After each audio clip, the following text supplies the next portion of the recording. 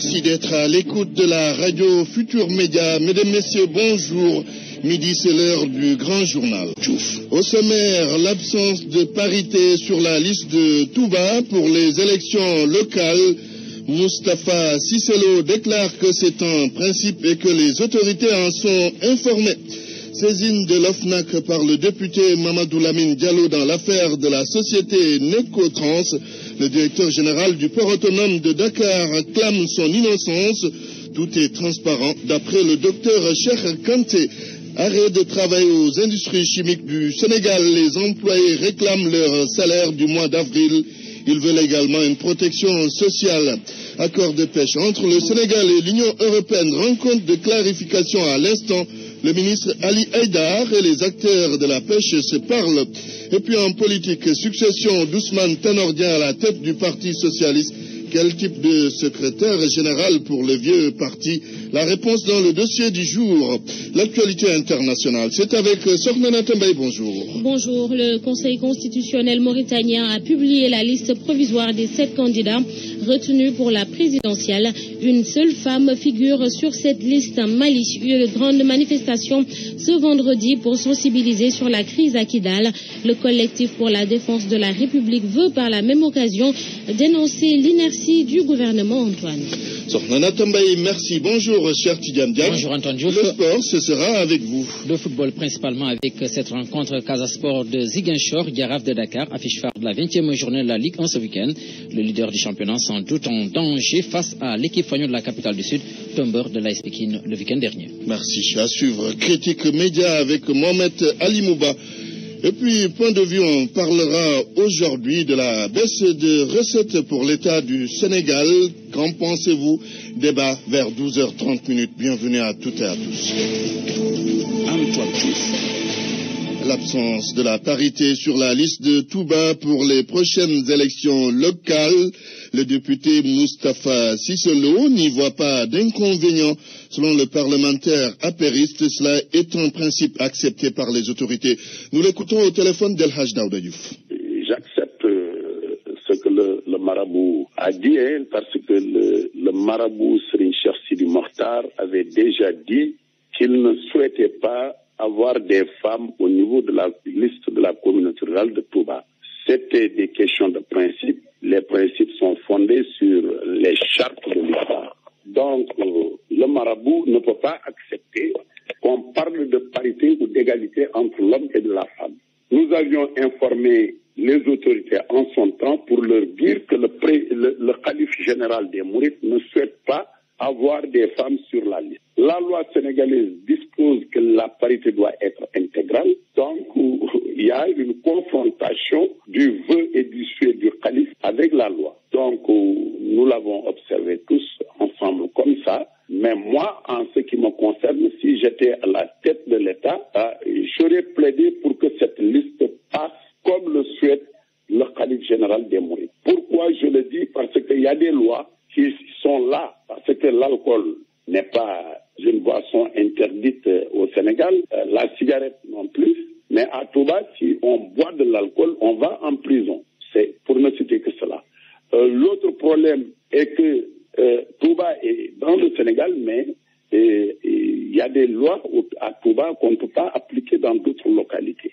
C'est un titre foncier qui appartient à Khadim Rassoul. Donc, seule la volonté ou le vœu du calife général des Mourides prime sur les autres choses. Donc, je souhaite en tout cas que les gens sachent raison garder et laisser la liste tranquillement du calife comme le souhaite le calife général des Mourides. C'est ma pensée. Moustapha Cissé Lo sur le débat relatif à l'absence de la parité à Touba. Attaque contre Sidiki Kaba par des jeunes de l'APR de Tambacounda. Maître Kaba a été accusé d'avoir tripatouillé les listes pour les investitures et pour son cabinet politique, Maître Sidiki Kaba. Ces jeunes, pour le cabinet politique donc de Maître Sidiki Kaba, ces jeunes sont victimes de manipulations et que le ministre de la Justice ne travaille que pour l'intérêt des populations de Tambacounda. Écoutons Ibrahim Ba. Il est joint par Awambaï. C'est une affabulation d'un certain nombre de responsables qui se cachent derrière ces jeunes-là Je peux en citer en l'occurrence Mamba Lalo, qui est le coordinateur départemental de l'APR, qui voulait avec ses amis gérer en toute solitude la liste départementale et communale, en guillotinant tous ses potentiels adversaires. Il voulait à lui seul être tête de liste de la commune, président du comité électoral, mandataire, tête de liste départementale. Ce qui n'est pas acceptable en démocratie.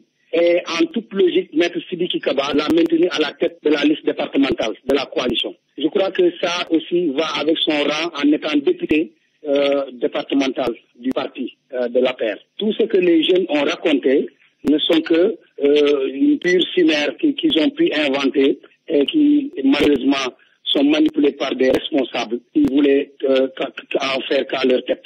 Nous sommes dans un parti organisé. Le président a pris la décision de choisir Maître Sidiki Kaba comme mandataire. Et Maître Sidiki Kaba n'a reçu la liste de la part de Mambala et de ses amis qu'à 20 minutes de la clôture. Ce qui a été vraiment dommage parce qu'ils voulaient que la liste soit foreclose. Malheureusement, ils ont été surpris parce que Maître Sidiki Kaba avec son cabinet ont avec dextérité puis déposé la liste sans que la liste ne soit frappée de foreclosure. Et aujourd'hui, ce qui est important, c'est que Sidiki Kaba est en service pour la République. Il est venu pour travailler pour son pays. Tous ceux qui pensent qu'ils peuvent le déstabiliser n'ont qu'à déchanter.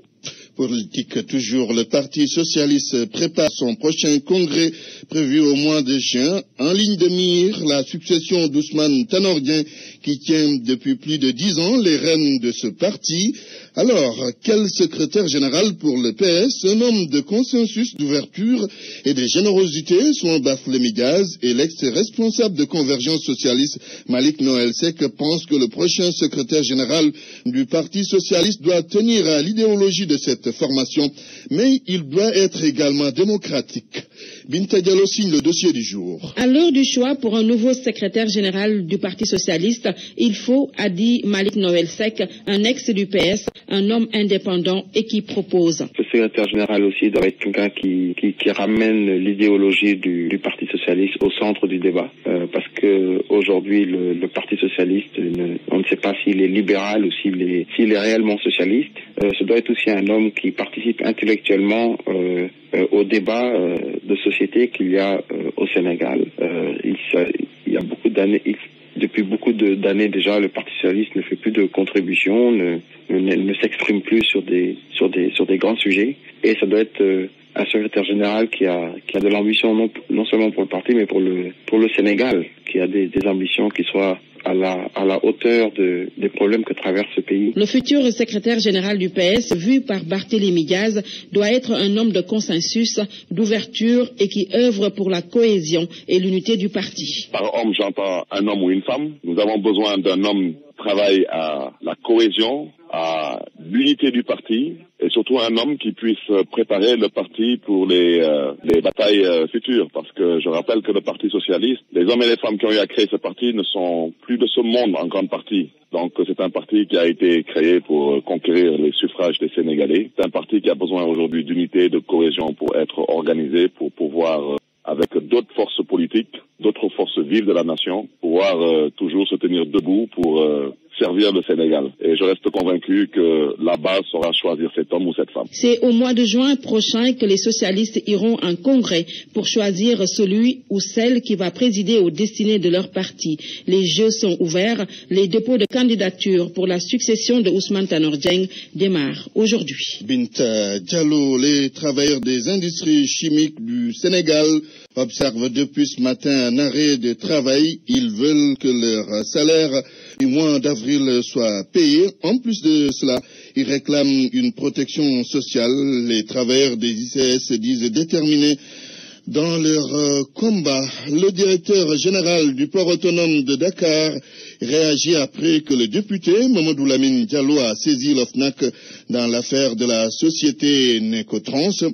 Selon le docteur Cheikh Kanté, tout a été transparent. Mamadou Amar Ndion.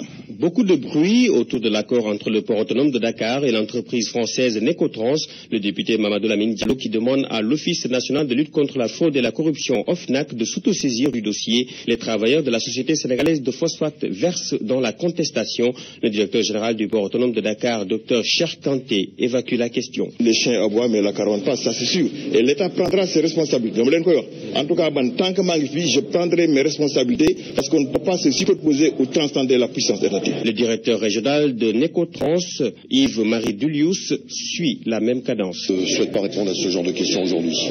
Le contrat de concession est en train d'être exécuté. Premier acte, la remise d'un chèque de 2 milliards de francs CFA en guise de ticket d'entrée. Le directeur général du port autonome de Dakar apprécie. Le port de Dakar sera prédisposé à être le port le plus compétitif de la côte ouest africaine. D'autant plus en matière de partenariat public-privé. Nous avons fait plus que la loi qui vient d'être votée, la loi du PPP, qui limite la participation au privé sénégalais à 20%, nous en sommes à 45%. Même cadence aussi pour le directeur régional de Necotrans. Ça représente pour l'avenir, c'est un souhait de réussite et l'union des forces de tout le monde pour faire de ce projet une réalisation parfaite. Une modernisation, une remise en état, une remise à niveau des infrastructures, un respect strict de l'environnement, parce qu'il y a une partie environnementale qui est très importante dans le dossier. C'était une des exigences du port, mais qui convenait parfaitement à notre esprit et à nos normes QHSE. Les autorités portuaires sont convaincues que la présence de Necotrans au port autonome de Dakar va être bénéfique aux travailleurs. Necotrans et le port autonome de Dakar ont signé ce matin une convention. Le ministre Ali Haïdar et les acteurs de la pêche prennent langue depuis ce matin. Il s'agit d'une rencontre de clarification suite aux accords de pêche que le Sénégal et l'Union européenne ont signés depuis quelque temps. Les acteurs de la pêche n'ont cessé de dénoncer cette tente. Baisse des recettes pour l'État du Sénégal. Les prévisions de 2014 ne seront pas excellentes, c'est parce que les impôts et domaines connaissent des difficultés de recouvrement. Les choses ne sont pas non plus faciles pour les services des douanes. En plus de cela, il y a la baisse des importations et les difficultés dans lesquelles végètent les entreprises sénégalaises. M'entourer. Malgré la décision d'une politique prudente en matière de finances publiques et d'endettement, le gouvernement va revoir à la baisse ses prévisions en matière de recettes publiques. Elles étaient estimées à près de 1900 milliards, dont y compris. Selon les projections, 2014 devrait normalement bénéficier davantage de la deuxième année de mise en œuvre de la réforme fiscale. Une hausse de plus de 128 milliards comparée à 2013. Seulement, tel n'est pas le cas. Le gouvernement rappelle que la baisse des impôts sur les salaires, il finit par avoir une perte de 40 milliards de francs CFA.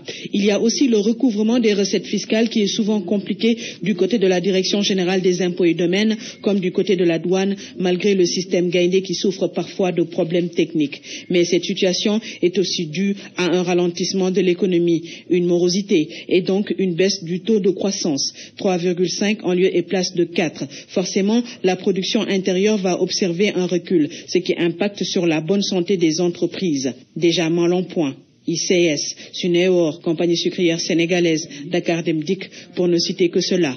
Autre remarque, selon les dernières notes de conjoncture, les importations ont baissé, ce qui réduit les droits de douane. À signaler, le gouvernement supporte beaucoup de dépenses supplémentaires sans avoir assez de recettes. Exemple, la bourse familiale, la couverture maladie universelle et la hausse de la subvention des intrants pour les agriculteurs, ce qui enfonce plus le déficit budgétaire. On parlera de tout cela dans le débat du jour. Il est 12h13, vous suivez le grand journal. RFM 94.0, la radio en puissance. Le club de la presse entend s'investir pour que l'Assemblée nationale vote le nouveau code de la presse. La démarche retenue consiste à rencontrer le président de l'Assemblée nationale et les présidents des différents groupes parlementaires. Écoutons à ce propos le président du club de la presse, Abdouni, au micro de Daouda Diouf. Le club de la presse existait, mais le club que nous voulons remettre en place est un club qui veut permettre aux jeunes générations de suivre le pas de leurs aînés. En quoi faisant? En étant humble, en écoutant les anciens et en respectant la déontologie et l'éthique. Je crois que dans une profession, si on ne respecte pas la déontologie et l'éthique, on rate son métier. Donc nous voulons que la jeune génération de journalistes, avec les anciens, se mettent ensemble pour défendre notre profession. En quoi faisant? en respectant les populations, en respectant l'être humain. Parce que ce que nous voyons et qui amène une certaine réticence, c'est-à-dire la non-dépénalisation des délits de presse, parce que les députés pensent qu'il y a des dérives au niveau de la profession, nous avons pensé que le club de la presse était là pour que l'ensemble des journalistes sachent qu'ils ont une profession noble. Voilà, parlant même de ces délits de presse, on a vu des députés dire qu'ils ne vont pas voter le code de la presse. Est-ce que vous, membres du club de la presse, êtes-vous prêts à jouer un rôle de médiateur? Oui, absolument. Parce que nous, le club de la presse doit être une sorte d'interface avec les autorités et les populations. Nous voulons que les députés, la représentation nationale votent le code de la presse. Parce qu'il y a des pays qui ne sont pas démocratiques, mais le Sénégal est reconnu comme un pays démocratique. La presse sénégalaise est connue de par le monde comme une des presses les plus libres dans ce monde. Alors je ne vois pas pourquoi la représentation nationale n'a pas voté. En tout cas, nous allons nous investir. Nous allons rencontrer les différents groupes parlementaires pour arrondir les angles pour qu'enfin ce code soit voté. Le président du club de la presse et d'autres membres étaient dans nos locaux ce matin. Le club de la presse a pour rôle d'œuvrer pour la promotion du métier de journaliste. RFM. L'actualité internationale.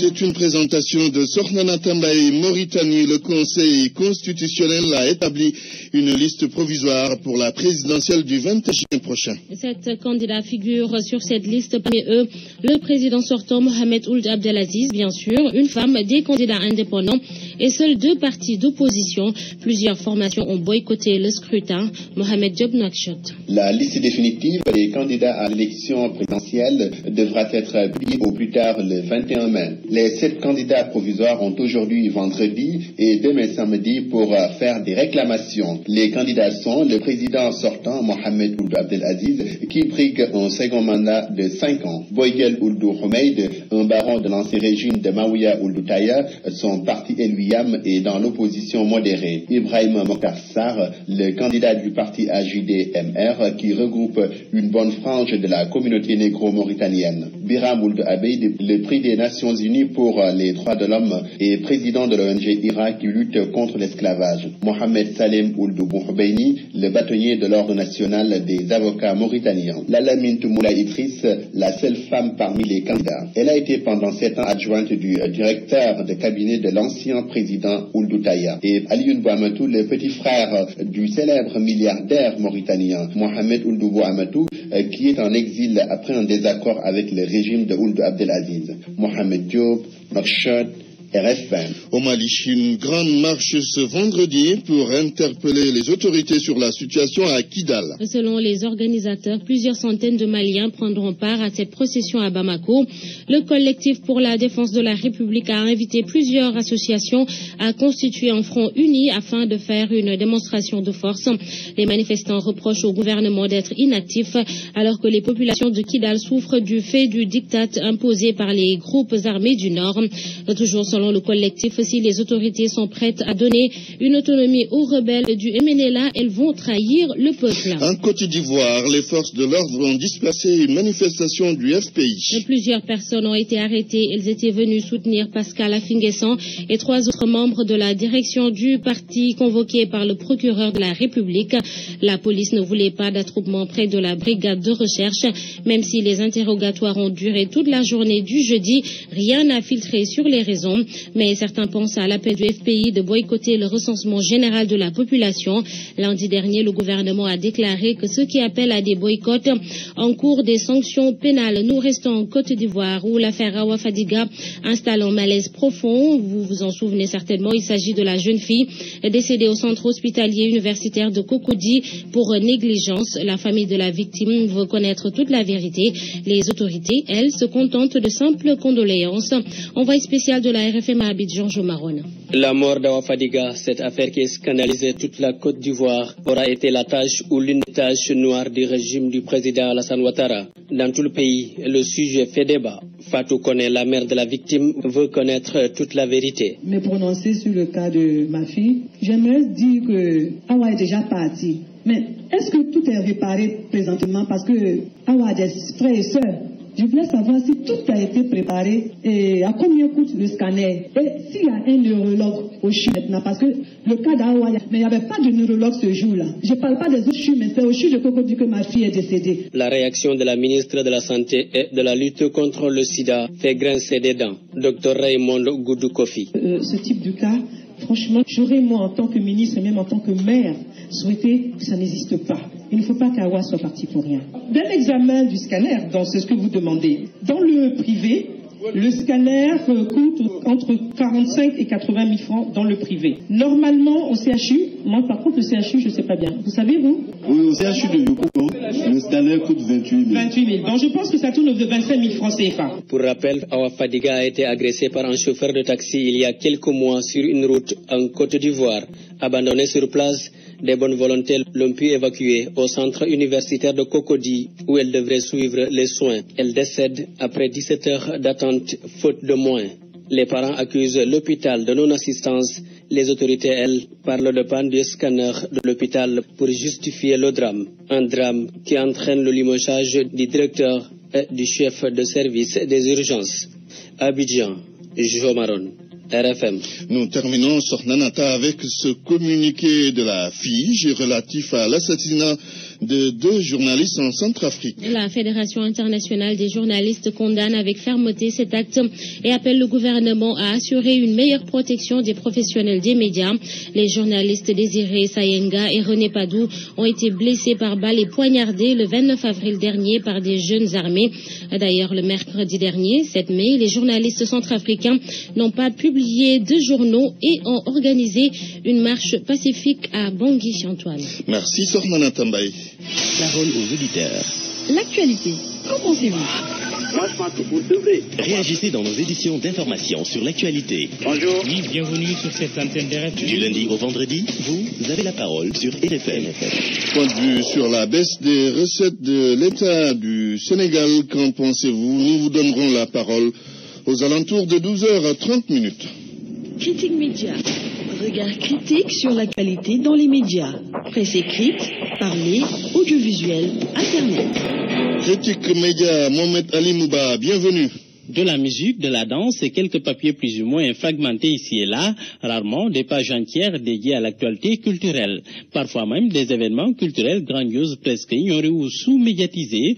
Le journaliste Jean-Maïssa Diop justifie. Peut-être un intérêt moindre pour les artistes dans les médias. On lit rarement quelque chose sur les beaux-arts. Alors que donc s'il y a un événement de statut international comme la Biennale des Arts, qui ne soit pas paradoxalement médiatisé, sous-médiatisé, c'est peut-être dû au fait que les journalistes culturels, soit par méconnaissance, soit par désintérêt.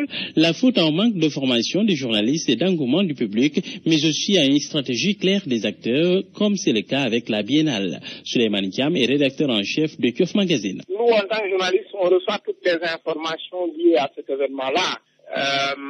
De façon officielle avec l'organisation et le secrétariat général. Je pense que les gens se sont concentrés beaucoup plus sur les aspects très très officiels, avec des expositions qui sont tenues dans des lieux où beaucoup de Sénégalais ne peuvent pas accéder, ou que beaucoup de Sénégalais ne connaissent même peut-être pas.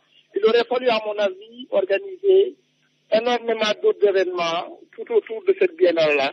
À présent, le lexique du jour, biennale, qu'est-ce qu'une biennale de l'art africain? C'est, par exemple, la célébration de la création artistique africaine. Alors, donc, des œuvres d'art, enfin, sculpteurs, peintres africains sont sélectionnés et mis en compétition et il va y avoir un grand prix de la Biennale des Arts. C'était tout pour Critique Média. Rendez-vous vendredi prochain. RFM Sport. On retrouve Cher Tidiane Diagne pour la page des sports du football. Cher Tidiane, Casa Diaraf, affiche phare de la 20e journée de la Ligue 1. C'est ce dimanche, Antoine, au stade régional de Kolda. Match phare, donc, vous l'avez dit. Une confrontation d'une importance capitale aussi pour le club de la Médina, actuel leader de la Ligue 1, avec 1 point d'avance sur AS Pikine, son dauphin. L'enjeu de cette rencontre avec Malal Junior Diagne. En recevant le leader du championnat à Kolda, le Casa Sport vise son entrée dans le top 5 de la Ligue 1 ce dimanche. Après son succès sur l'AS Pikine le week-end dernier, les joueurs du Casa Sport se fixent comme objectif désormais de faire plier le Jaraaf avant de le croiser en quart de finale de la Coupe du Sénégal la semaine prochaine à Dakar. Un déplacement difficile pour les Verts et Blancs de la Médina qui comptent bien réaliser un bon résultat à Kolda. Aujourd'hui, leader de la Ligue 1 avec 34 points, le Jaraaf caresse le rêve de battre le Casa Sport sur ses terres pour asseoir une bonne avance sur ses poursuivants directs en championnat national et prendre par là même un ascendant psychologique en direction des quarts de finale de la Coupe du Sénégal. Le choc Casa Sport-Jaraaf annonce un duel tactique et technique entre deux entraîneurs de renom, à savoir Abdoulaye Sarr du côté du Jaraaf et Demba Ramata Ndiaye du côté du Casa Sport. Un duel tant attendu qui annonce des étincelles sur le ciel de Kolda ce dimanche. Le reste du programme de la 20e journée, cher Tidiane Diagne. De rencontres au programme au stade Demba Diop de Dakar à 16h. Les étudiants du Dakar University Club, très mal en point, croisent l'Union sportive de Ouakam qui ambitionne de prendre aussi le titre de champion. À 18h, Port, stade de Mour à Diourbel. Le promu, la Sénéor, reçoit l'Olympique de Ngor, très mal en point. Et puis dimanche à Mour pour la suite donc de cette 20e journée à 17h. Diambar offre son hospitalité à la Lingard de Salut, très convalescente. 19h, Touré Kunda, Nyaritali à Alassane Djigo, AS Pikine, Dauphin du Jaraaf, va accueillir la lanterne, l'équipe de Yego de la SICAP. Et puis, vous l'avez entendu tout à l'heure, à Kolda, à 17h, toujours ce dimanche, le Casa Sport offre son hospitalité à l'équipe leader du championnat. Il s'agit bien entendu du Jaraaf de Dakar. Sepp Blatter compte briguer un 5e mandat consécutif à la tête de la FIFA. À 78 ans, le Suisse considère qu'il n'a pas encore terminé sa mission à la tête de l'instance dirigeante du football mondial. Cependant, dans la course pour sa réélection, l'actuel président de la FIFA va avoir comme concurrent Jérôme Champagne, ancien vice-président de la FIFA qui a déjà déclaré sa candidature. Le Français Michel Platini, président de l'UEFA, laisse encore planer le doute sur sa candidature. Les sports vecteurs de développement, cher Tidiane. Mais il va falloir tout revoir à la base et aussi valoriser le partenariat entre le Comité national de basketball du Sénégal et la NBA. C'est donc lors d'un panel que cela a été dit.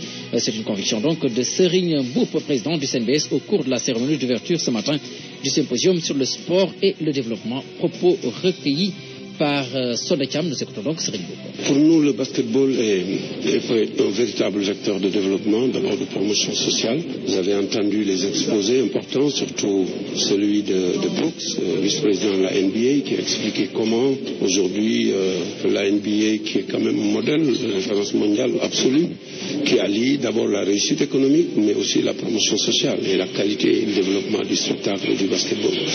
Et il se trouve qu'au CNBS, comme vous l'avez vu sur la présentation que nous avons faite, c'est cela qui a inspiré notre vision. Parce que dans des pays comme le nôtre, où on est face à beaucoup de défis, le premier défi d'abord, c'est l'éducation et la formation. Et donc, éducation et formation, on peut aller à l'école primaire, on peut donc suivre le chemin normal, comme des personnes comme moi ont suivi. Mais aujourd'hui, il y a des raccourcis. Les raccourcis, c'est aujourd'hui non seulement aller à l'école, mais pratiquer une ambition sportive. Parce qu'on l'a vu souvent ici, quand on aime un sport, qu'on a des chances, on est lutteur ou sportif, on est voué à une carrière où on peut avoir des revenus économiques, on a tendance à négliger les études. Et le modèle américain qui fait référence s'appuie essentiellement sur les études, où quand on ne réunit pas d'ailleurs, on ne réussit pas, on ne peut pas faire le sport. Et ça, c'est un deuxièmement. Pour ça, nous avons besoin de développer des infrastructures sans lesquelles il n'y a pas de pratique. Serigne Mboup, président du CNBS, Comité national donc basket sénégalais, et nous allons terminer avec du basketball toujours, mais cette fois-ci sur la pelouse. On dispute ce soir au stadium Marius Ndiaye les quarts de finale de la Coupe du maire de Dakar. À 17h, Sibac Débalok, 18h30, Guédiawaye Basket Club Tiaraf, et puis 20h30, la JA va affronter ASC Ville de Dakar. C'est bien fini cette page des sports en Dondou. Et je vous remercie, cher Tidiane Diagne.